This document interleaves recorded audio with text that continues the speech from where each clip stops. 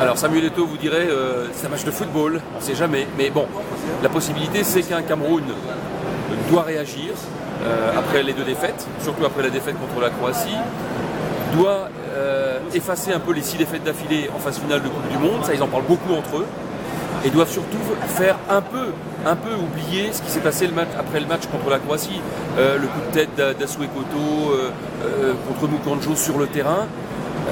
Voilà, les images ont fait le tour du monde. Tout ça fait qu'il y a eu un climat un peu particulier autour du Cameroun. Bon, les joueurs se sont réconciliés, il paraît que l'ambiance est un petit peu meilleure depuis 4 jours, mais voilà, le Cameroun doit effacer tout ça. C'est le dernier match, sortir par la grande porte, voilà, et jouer contre le Brésil, au Brésil. Donc il y a une motivation qui est là. La motivation, elle sera là. Le Camerounais est un guerrier, même s'il y a des problèmes, même si l'équipe n'est pas extraordinaire. Il y a une grosse motivation, c'est ce qui peut peut-être les sauver, même si évidemment ils ne sont pas du tout favoris contre le Brésil. Et ce sera aussi vraisemblablement le dernier match de Samuel Eto'o, ça peut compter ça? Vous faites bien de dire vraisemblablement, parce qu'avec Samuel Eto'o on ne sait jamais. Avant la Coupe du Monde, il avait dit j'aimerais bien avoir une 5e participation pour devenir le joueur camerounais qui a disputé le plus de phases finales, puisqu'il est actuellement à égalité avec Rigobert Song, 4 phases finales. Alors oui, on va dire vraisemblablement, je pense qu'il ne se projette pas à un terme de 4 années. Il se projette sur ce match-là, est-ce qu'il va le jouer ou pas le jouer, on ne sait pas. Mais en tout cas, bon, c'est peut-être effectivement son dernier match, et ce serait un match de prestige au Brésil.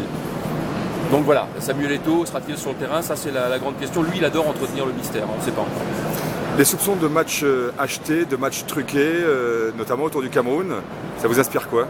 Moi, j'y crois absolument pas. Je pense que le Brésil n'a pas besoin de ça pour éventuellement battre le Cameroun, parce que le Brésil n'est pas mathématiquement qualifié. Il y a la Croatie et le Mexique derrière qui poussent. Le Brésil peut aussi terminer 2e s'il se qualifie. Ça veut dire qu'il pourrait rencontrer éventuellement les Pays-Bas en 8e. Je pense qu'ils veulent éviter ça. Non, ils sont chez eux, ils veulent gagner, ils sont grands favoris.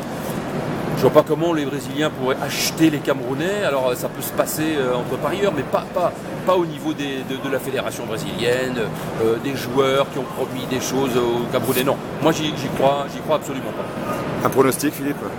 Je fais jamais de pronostic parce qu'en plus je suis très mauvais sur les pronostics. Je vais dire victoire du Brésil par un but d'écart.